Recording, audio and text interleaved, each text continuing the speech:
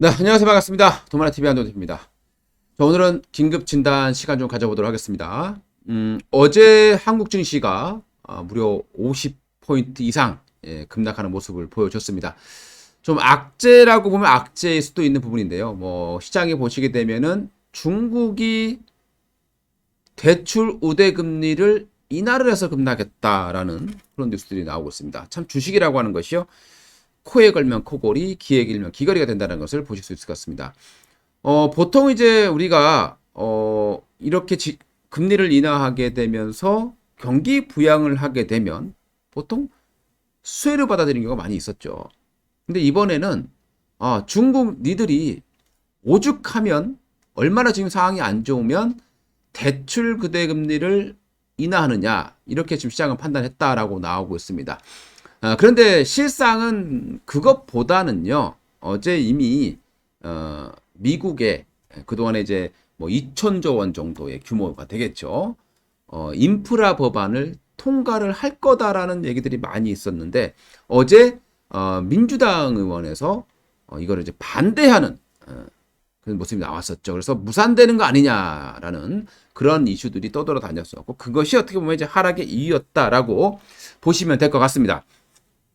그런데 요즘에 미국과 중국 지금 굉장한 무역 전쟁을 하고 있는 상황이죠. 얼마 전에 이제 하웨이에 이어서 미국이 중국의 드론 업체까지 블랙리스트에 올리게 되면서 이제 강력한 또 규제가 시작될 것으로 예정이 되고 있습니다. 만약에 이제 드론 업체까지 제재를 하게 됐을 때 국내 업체들의 수요 업체들은 관심을 좀 가져보셔야 될 것 같습니다. 나중에 제가 또 별도로 영상을 제작해서 올려드릴 예정입니다. 예전에 이제 하웨이 제재를 했을 때도 관련 정보들이 많이 올라왔었고요. 근데 드론 같은 경우 특히 미국에 있는 드론의 70% 정도가 다 중국산이라고 하고 있고요. 우리나라 같은 경우도 드론이 대부분 중국산에 많이 있을 겁니다. 그만큼 이제 국내 드론 업체들이 중국산에 많이 치이고 있는 상황이기 때문에 미국의 이런 DJI라는 이 업체를 규제를 하게 되면 이제 드론 업체를 국내 업체들도 수혜를 좀 받을 수 있을 것으로 판단이 됩니다. 자, 지금 미국과 중국 여러 가지로 지금 다 반대 상황이죠. 전쟁을 하고 있는데 과거에 보게 되면 금융 정책이라든가 보통 우리가 이제 글로벌화 되면서 한 개 나라가 흔들리거나 뭐 한 개 나라가 어떤 흐름을 보이게 되면 동반적인 흐름들을 많이 보여왔습니다. 근데 이번에 최근에 이제 중국의 모습을 보게 되면 상당히 좀 상반되는 모습들이 많이 있어요. 경제 상황도 아마 그렇게 될 것이고요. 이 역사는 2008년으로 거슬러 올라갑니다. 미국에서 금융위기가 터졌었죠. 금융위기가 터지고 그때 미국은 대량 실업 사태가 발생한 바 있었습니다. 그때 이제 중국 같은 경우는 대규모 경기 부양책을 냈죠. 그때 바로 쓴 카드가 바로 부동산 정책이었습니다. 그래서 지금 현재 중국의 GDP 중에서 30% 정도가 부동산에 관련되어 있다라는 얘기들이 많이 돌아다니고 있죠. 그만큼 그때 중국이 엄청난 돈을 쏟아 부었던 부분들이 나중에 이제 이것이 부실화되는 그런 모습들이 많이 나오고 있는 거죠. 그래서 최근에 헝다라던가 이런 부동산 관련 기업들이 지금 부도가 나고 디폴트를 선언하는 뭐 그런 모습들이 많이 나오고 있고요. 그러다 보니까 지금 중국 같은 경우에도 그동안에는 이 워낙 부실이 심하니까 좀 규제를 하는 모습이었어요. 그래서 부동산을 굉장히 옥죄는 그런 정책을 많이 펴왔었는데 최근에 이제 워낙 상황이 안 좋죠. 헝다 상황도 안 좋고 중국의 경제 성장률이 한때 18%까지 기록했던 부분들이 지금 이제 뭐 4%대까지 떨어지는 올해 3분기는 4.9까지 떨어지는 모습들이 지금 나왔습니다. 굉장히 급속도로 안 좋아지고 있는 그런 상황이죠. 여기에서 지금 헝다 문제까지 터지고 있고 또 동계올림픽으로 인해서 좀 이렇게 좀 환경 규제를 좀 하다 보니까 생산량도 많이 줄고 있는 그런 모습이고요. 중국의 경제 성장이 좀 많이 떨어지는 모습이 나오고 있습니다. 이러다 보니까 중국은 지금 현재 규제를 하기보다는 돈을 빨아들이기보다는 푸는 정책을 좀 갖고 있다는 거죠. 미국 같은 경우에는 지금 인플레이션 엄청나죠. 지금 뭐 소비자 물가 지수도 높고 생산자 물가 지수도 9% 넘어가고 막 지금 난리가 나는 그런 상황이죠. 그래서 미국이 지금 현재 빠르게 테이퍼링을 시작하고 돈을 흡수하는 과정에서 유동성을 흡수하려고 하는 과정이었습니다. 그리고 금리도 내년에 세 차례 올릴 것이다 라고 하고 있죠. 그 이유는 뭐겠습니까? 바로 이 뛰고 있는 물가를 잡겠다라는 겁니다. 금리를 올림으로 인해서. 근데 중국이 어떻게 보면 중국이 칼을 어떻게 좀 쥐고 있는 상황이기도 한데요. 중국은 반대로 가고 있다는 겁니다.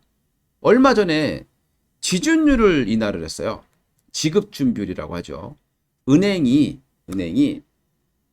우리 예전에 이제 이 지급준비라는 것은요.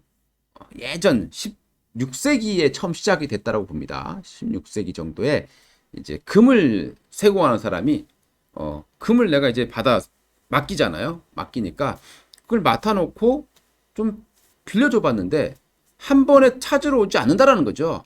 한 10% 정도밖에 안 찾아러 온다는 겁니다. 금을. 그래서 그 금을 빌려주는 거예요.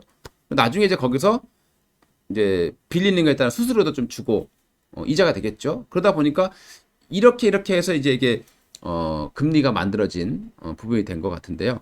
그래서 이때 한때 금을 대량으로 이제 사람들이 찾아오다 보니까 그 세공사가 완전히 좀 쫄딱 망할 듯한 그런 상황에 처해진 거죠. 그래서 일정 부분 은행이 내가 10억을 받았어요. 그러면 대출을 해줄 수 있는, 그러니까 내가 은행이 현금으로 보유하고 있어야 되는 그거를 10%면 10%, 뭐 3%면 3% 이렇게 만들어 놓는 거죠. 이게 이제 지급준비율인데 중국 같은 경우 최근에 지급준비율을 8.4%까지 내렸습니다. 지금 2차례, 2차례 내리고 있는 상황이고요. 그래서 한 220조 정도의 유동성을 풀어주는 그런 효과가 있었다라고 보시면 될 것 같고요. 이로 인해서 좀 위안화가 좀 약세로 좀 가게끔 만드는 그런 모습들을 지금 추진하고 있다라고 보시면 될 것 같습니다. 근데 여기에서 최근에 중국 같은 경우서 이번 달에 예금 우대 대출금리 요거를 대출 우대금리라고 하죠. 이거를 내리지 않을 거다라고 좀 시장에서 많이 판단했었는데 이번에 0.05%를 인하를 했습니다. 그러니까 중국에서의 우대 대출 금리 인하는 지급 그 기준금리 인하에 좀 효과가 있다라고 얘기를 많이 하거든요. 그러니까 어떻게 보면 금리를 내린 거나 마찬가지 현상이 중국에서는 발생하고 있는 겁니다. 미국은 지금 현재 인플레이션을 잡기 위해서 금리 인사를 하는데 중국은 반대로 지금 유동성을 풀면서 인플레를 또 조정하는 그런 모습들이 지금 나타나고 있다라고 보시면 될 것 같습니다. 굉장히 좀 이 금융 정책에서도 미국과 중국이 좀 상당히 상반되는 그런 모습들을 보여주고 있는 그런 상황이라고 보시면 될 것 같습니다. 자, 아무튼 향후에 어찌되었건 물가는 더 올라갈 가능성이 높다라고 판단하셔야 될 것 같고요. 이렇게 되면 미국의 금리 인상 시기도 여전히 예상대로 좀 빨라질 가능성이 높다라고 보셔야 될 것 같습니다. 여기에서 이제 또 하나 이제 펀치를 날린 것이 바로 아까 말씀을 드렸듯이 바로 인프라 법안. 요게 지금 불확실성이 커지는 그런 단계에 있습니다. 하나 해결하니까 또 하나가 또 발목을 잡네요. 얼마 전에 이제 미국의 디폴트 우려감이 있었는데 이걸 이제 여당에게 결정권을 주게 되면서 거의 이제 물 건너 좀 급한 불은 끄게 되는 그런 상황이 됐었는데 여기서 또 다시 인프라 법안의 통과 불확실성이 또 주가의 발목을 잡고 있는 그런 상황입니다. 미국 증시도 이제 그로 인해서 좀 하락이 나오는 모습이었고요. 이제 차트를 한번 보면서 우리가 미국 증시와 모습들 한번 분석 좀 해보도록 하겠습니다. 일단 미국을 보게 되면요. 미국을 보게 되면 지금 뭔가 석연치 않아요. 우리가 주가가 빠질 때 말이죠. 빠질 때 거래량이 상당히 중요합니다. 그동안에 미국 증시가 고점에서 한 번씩 조정을 받아줄 때에 거래량을 보게 되면은 그렇게 많이 증가하지 않았습니다. 여기서도 뭐 요 정도에서 거래량 마감했고요. 여기서도 한 요 정도 거래량이었습니다. 근데 이번에 하락할 때 거래량은 하락폭은 크지도 않았음에도 불구하고 대량 거래가 수반되면서 좀 하락했던 부분들 좀 좋지 않은 현상으로 판단을 해볼 수 있을 것 같고요. 특히 이제 기술주 라인들이 좀 조정이 좀 커지고 있는 상황이죠. 2017년도에서 18년도의 모습과 지금 좀 유사해요. 2017, 18년도에 그 당시에 비트코인 가상화폐가 엄청난 상승을 보여왔었죠. 그때 코스닥 지수가 비트코인 때문에 흔들릴 정도로 자금이 워낙 그쪽으로 많이 가니까요. 힘들었었는데 그 이후에 다시 코스닥 지수가 또 밀리면서 하락이 나왔단 말이죠. 그리고 또다시 이제 가상화폐가 올라왔습니다. 최근에 가상화폐가 또 폭락하고 있는 그런 모습들을 보여주고 있습니다. 그러니까 가상화폐는 이 유동성에서 제일 먼저 반응하는 그런 모습을 보시면 될 것 같고, 그 다음에 바로 기술주가 되겠죠. 최근에 이제 전기차라던가 그동안에 많이 올라갔던 성장주들이 급락하는 그런 모습들을 보여주고 있는 상황입니다. 자, 나스닥 같은 경우는 지금 그래도 먼저 급락했기 때문에 좀 덜 하락하는 그런 모습들을 보여주고 있는 상황입니다. 지금 미국 증시 같은 경우도 보게 되면 고점의 징후들이 좀 많이 나타나고 있다라고 판단이 되죠.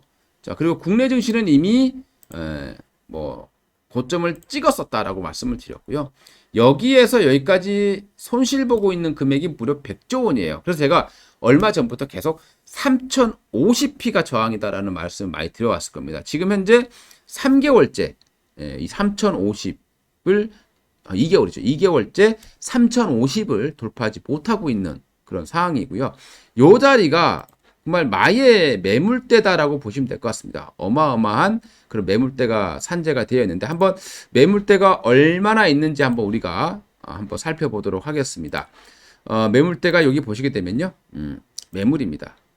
이걸 이렇게 봐도 엄청난 매물이 쌓이는 게 보이실 거고, 확대할수록 그 가격대에서 더 큰 물량 부담이 있다라는 게 보이실 겁니다. 여기 위에 상단의 매물대가 굉장히 크게 있을 것이고요. 그러니까 요 자리, 여기가 지금 굉장히 많은 물량, 3050부터 3300까지 포진되어 있는데 3050부터 3100 사이에 가장 많은 매물이 포진되어 있는 거죠. 그러니까 가고 싶어도 주가 못 올라가는 그런 모습들을 보여주고 있는 상황이고요. 고객의 탁금은 더 이상 들어오지 않고 있는 상황이고, 그래서 여기를 어떻게 돌파하는지의 여부, 이게 이제 가장 이제 중점적으로 우리가 봐야 될 부분들인 것 같고요. 단기적으로 이제 코스피 지수가 3050을 이제 저항을 막고 지금 세 번째 돌파 시도거든요. 내려왔습니다. 그리고 여기서 이제 2960p, 2950p 정도 되겠네요. 이거를 다시 이탈하게 되면 시장이 상당히 다시 힘들어질 것이다. 그래서 좀 현금을 좀 늘리는 전략이 필요할 것 같고요. 여기에서 이제 21선 돌파해 놓고 양봉을 만들어내면서 좀 움직여 준다라면은 그래도 다시 한번 3090 정도까지는, 그러니까 매물대 라인이 3050에서요 3100포인트 사이에 거의 집중되어 있단 말이죠. 그러니까 3050을 돌파하면 다시 3100까지는 여력이 있다, 이렇게 판단해야 됩니다. 그래서 그렇게 해서 좀 다시 또 현금을 좀 확보하는 전략이 좀 필요하다는 말씀을 드리고요. 코스닥 지수 같은 경우에도 지금 현재 좀 주가가 좀 흔들리는 모습들을 많이 보여주고 있는 그런 상황이고요. 코스닥 지수를 보시게 되면은 자, 지금 요렇게 그림이 형성이 될 거예요. 요것도 제가 올해 10월 달 초반에 시크릿 패밀리를 통해서 이 차트를 이렇게 그려드린 바 있습니다. 그러니까 이게 올라갔다가 빠졌다가 올라갔다가 빠졌다가 올라갔다가 빠지는 과정이라는 거죠. 근데 지금도 역시 이 가격대를 지금 현재 코스닥이 돌파를 못하고 있는 과정이 있습니다. 그래서 코스닥이 다시 안정을 찾기 위해서는 이 윗상단, 즉 1020포인트를 돌파를 하는 게 중요한 것이 아니라, 주식은 많은 분들이 돌파를 얘기 많이 합니다. 돌파는 중요치 않아요. 돌파하고 안착이 중요한 겁니다. 그러니까 여기를 돌파를 하게 되면은 돌파를 했다가 안착하는 양봉이 발생하면서 이렇게 치고 올라가야죠. 돌파했다가 이런 식으로 그냥 밀려 내려오게 되면 또 손실이 발생할 수 있기 때문에, 그래서 지금 코스닥의 지수는 일단 여전히 좀 불안정한 이런 모습들을 좀 가지고 있다라고 판단이 되고요. 사실 지금은 지수보다는 종목들의 모습이 최악입니다. 지수는 어떻게든 시총 상위 종목 가지고 놀고 있습니다. 한 50개 종목 가지고 어떻게든 버텨내고 있지만 종목들을 보게 되면 지금 거의 다 막 저 어마어마한 하락세를 보이고 있다는 것을 많이 보셨을 겁니다. 그만큼 지금은요, 주식하기가 굉장히 어렵다라고 판단이 되고요. 그만큼 이제 시장의 이슈, 정보 이런 것들을 아는 게 핵심이거든요. 그래서 시크릿 패밀리에서 이제 그런 정보들을 이제 무료로 지금 올려드리고 있는 상황인데요. 최근에 이제 올려드렸던 MPC가 상한가를 갔고 또 에브리봇이 또 20% 이상 급등을 했고 또 지니틱스도 폭등을 하는 모습들을 보여주고 있고 나름 어려운 시장이지만 시장의 재료를 가져가다 보니까 그래도 급등주들이 좀 나오고 있다라고 판단이 됩니다. 만약에 시크릿 패밀리의 무료 정보를 받고 싶다라고 하시면은요, 이 텔레그램 설치하시고 그리고 이 제목 하단에 있는 초대 링크를 클릭하신다라면 그런 실시간 무료 정보를 가끔씩 받으실 수가 있겠습니다. 이상 돈마네TV 한동훈 대표였고요. 앞으로 또 가끔씩 시황 또 말씀을 좀 드려보도록 하겠습니다. 최근에 이제 로봇 관련 종목에 대해서도 이제 많이 강조 드려왔었죠. 그래서 로봇 관련 종목들이 좀 많이 올라가고 있고 산업 사이클을 잘 보셔야 되는데요. 또 다음 시간에 제가 또 다시 한번 산업 사이클에 대한 부분들, 템버거를 잡는 방법들에 대해서 좀 공개를 해보도록 하겠습니다. 감사합니다.